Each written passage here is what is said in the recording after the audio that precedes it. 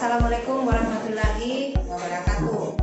Selamat berjumpa kembali anak-anakku sekalian, terkhusus kelas 7 dalam layanan Kiat Belajar di Sekolah Baru. Untuk itu, saya ucapkan selamat datang kepada anak-anakku sekalian, terutama siswa baru kelas 7 di SMP Negeri 1 Sriwijaya. Kali ini saya akan membawakan sebuah layanan yaitu Kiat Belajar di Sekolah Baru. Tujuan daripada layanan ini yaitu agar dapat memahami faktor-faktor yang mempengaruhi hasil belajar dan menerapkan cara belajar yang baik di lingkungan sekolah baru. Apresiasi. Saya mengapresiasi kepada kalian semua para siswa baru yang telah mengikuti seleksi masuk di sekolah SMP 1 ini, yaitu di mana sekolah ini adalah sekolahnya para juara, sekolahnya para siswa yang berprestasi. Untuk itu kalian harus tahu apa yang dimaksud dengan apresiasi.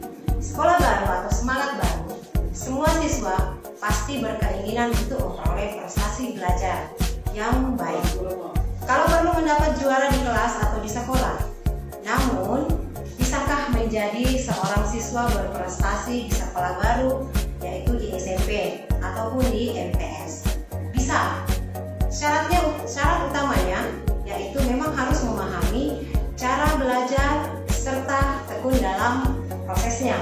Selain itu, perlu menguasai strategi atau cara belajar yang baik untuk mewujudkan keinginan tersebut.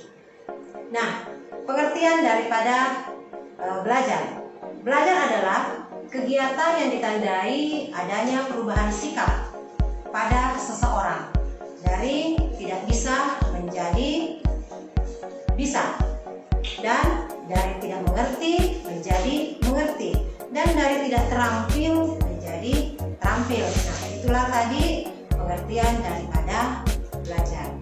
Nah, anak-anakku sekalian, terkhusus untuk kelas 7 para siswa baru, kali ini kita harus tahu bagaimana perubahan sikap tersebut bisa mencakup. Pertama, perubahan pengetahuan atau kognitif, yaitu dari tidak tahu menjadi tahu, dari tidak bisa menjadi bisa. Sedangkan perubahan sikap atau afektif, dari perilaku negatif menjadi perilaku positif.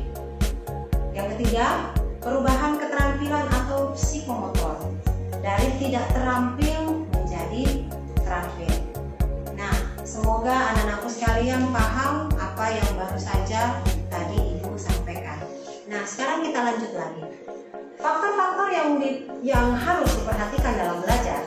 Yang pertama, ada niat dulu.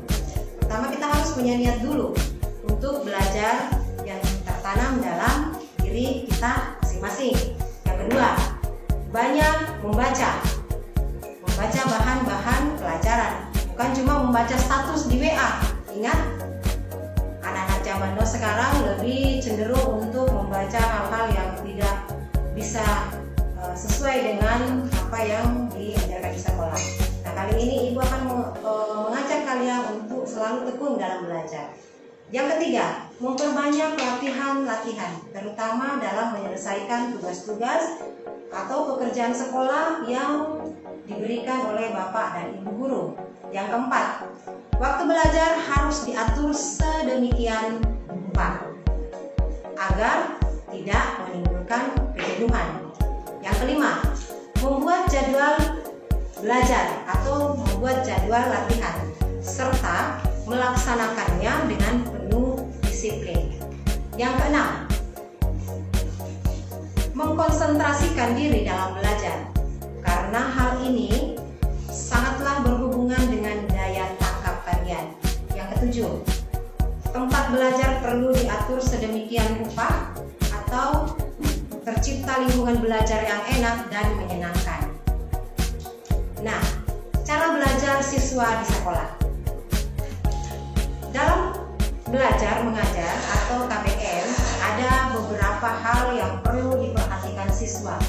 Terutama yang pertama, 1. Menyiapkan niat diri sebelum guru masuk kelas.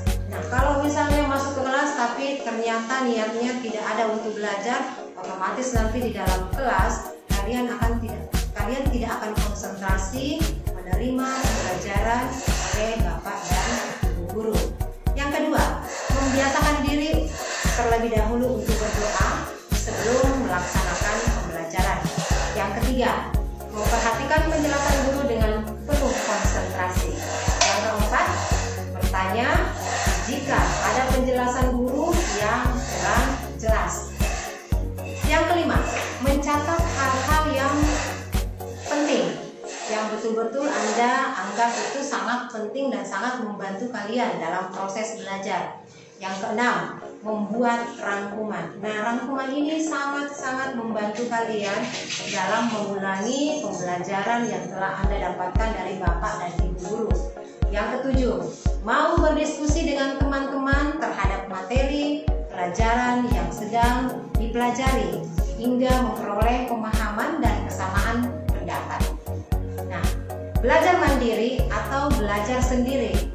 Nah, dalam situasi seperti ini, dalam COVID-19 ini, kita semua berada di rumah, stay di rumah, belajar di rumah, dan semua dilaksanakan dari rumah, nah termasuk belajar.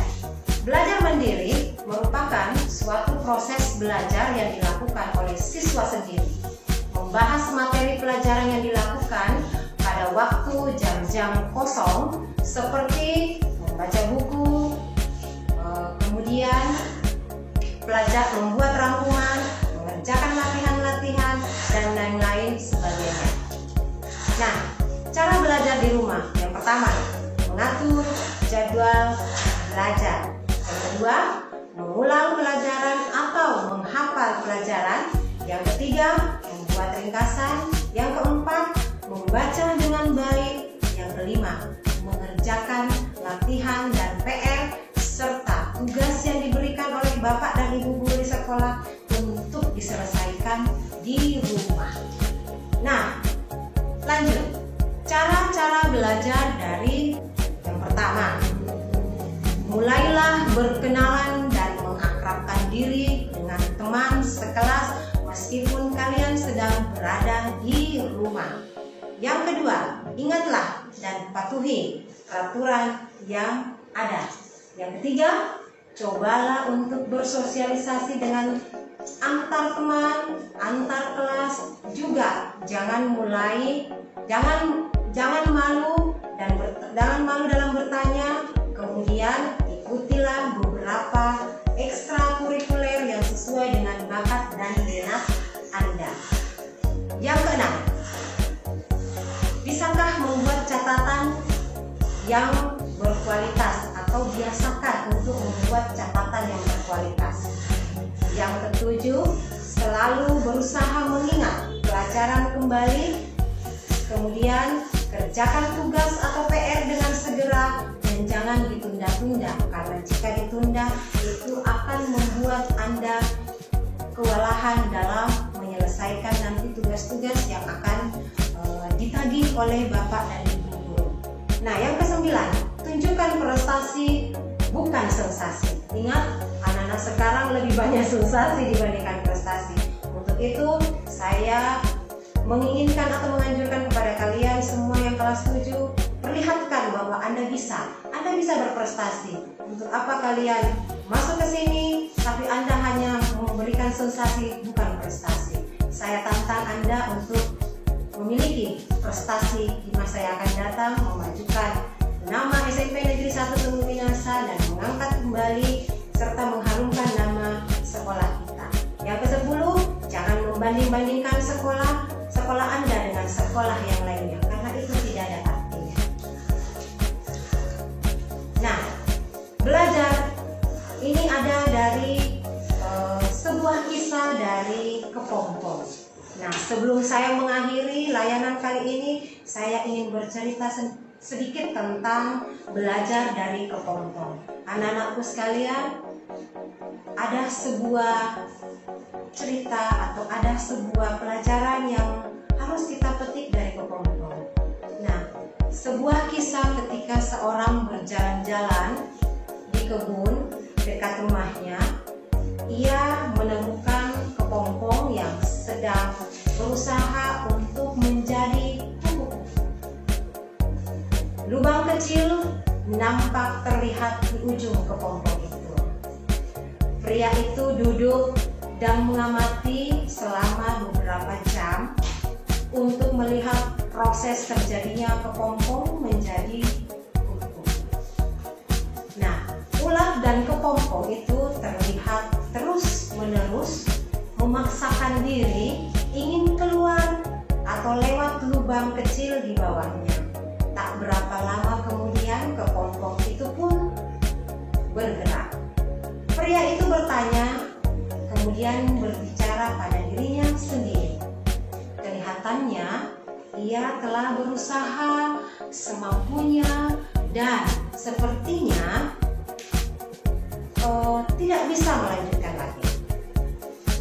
Kemudian si pria itu kemudian si pria itu mempunyai inisiatif sendiri untuk membantu sang ulat. Ia pun memutuskan untuk mengambil gunting dan memotong sisa-sisa kekangan dari kepompong itu hanya dalam beberapa menit. Kemudian kupu-kupu pun itu keluar dengan mudahnya. Namun sayang, dia mempunyai tubuh gembung dan kecil. Sayap-sayapnya pun mengelut. Pria itu pun terus memperhatikan dengan rasa penuh harap. Semoga beberapa menit lagi sayap-sayap itu pun akan mekar dan melebar. Lalu sang kupu-kupu pun terbang tinggi, tapi ternyata setelah berjam-jam menunggu semua itu terjadi. Nah, kenyataannya kupu-kupu itu hanya menghabiskan hidupnya dengan merangkak dengan tubuh gembung dan sayap yang tak pernah mekar. Dia tidak pernah bisa terbang hingga akhirnya kupu-kupu itu pun mati karena tidak bisa mencari makan. Nah, inilah kisah dari belajar dari kepompong. Mudah-mudahan anak-anakku sekalian bisa memetik dari kisah si kepompong tadi. Untuk itu, selamat datang di SMP Negeri 1 Sumbu Minasa.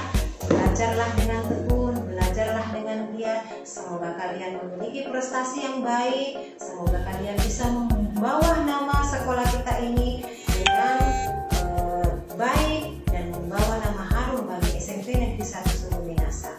Cukup sekian. Assalamualaikum warahmatullahi wabarakatuh. Terima kasih. Sampai jumpa di layanan berikutnya.